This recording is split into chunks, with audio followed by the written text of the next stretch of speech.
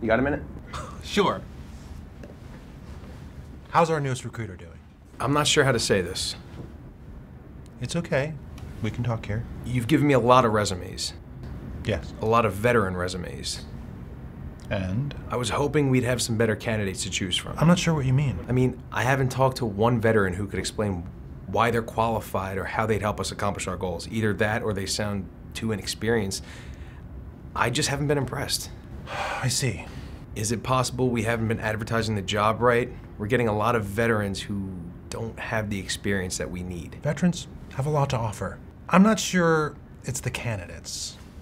Interviewing veterans, especially for someone who didn't serve in the military, such as yourself, can take a little getting used to. You're saying I'm the problem? I'm saying I'd like to hear more. Tell me about the last veteran candidate who came in.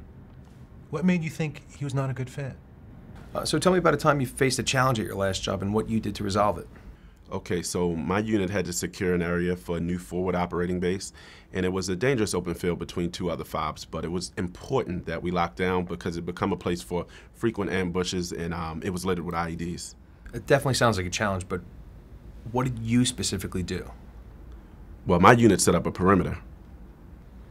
Okay. I see what happened. You do?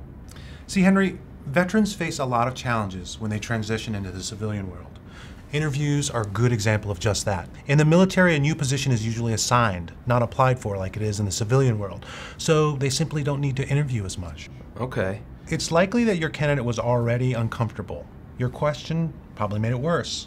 Veterans are much more accustomed to team achievements, something their unit or squadron did. They're rewarded as a unit, so they tend to boast about the unit. And I should have known that? Not necessarily.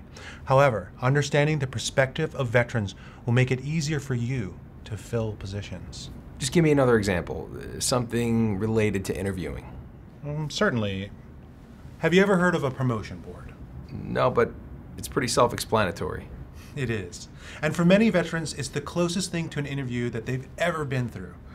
But unlike civilian interviews, promotion boards are highly structured. You speak only when you're spoken to.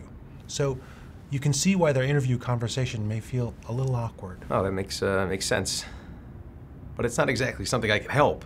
True. But if you're not getting the response you want from a veteran, then you need to change your tactics. What about military speak? Am I just expected to know all the jargon too? No, of course not. But it is your responsibility to understand the response you receive. But they speak a totally different language. You're right. They may have adhered to all of the same project management controls that we use without ever calling it the same thing. They may not even know how to translate it.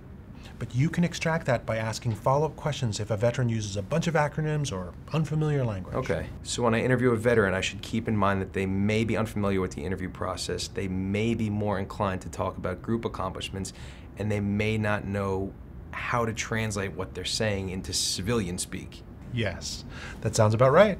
That's doable. For sure. You're clarifying responses and asking follow-up questions until you're confident that you understand. These little steps may help you discover that the candidate you have is actually the candidate you need.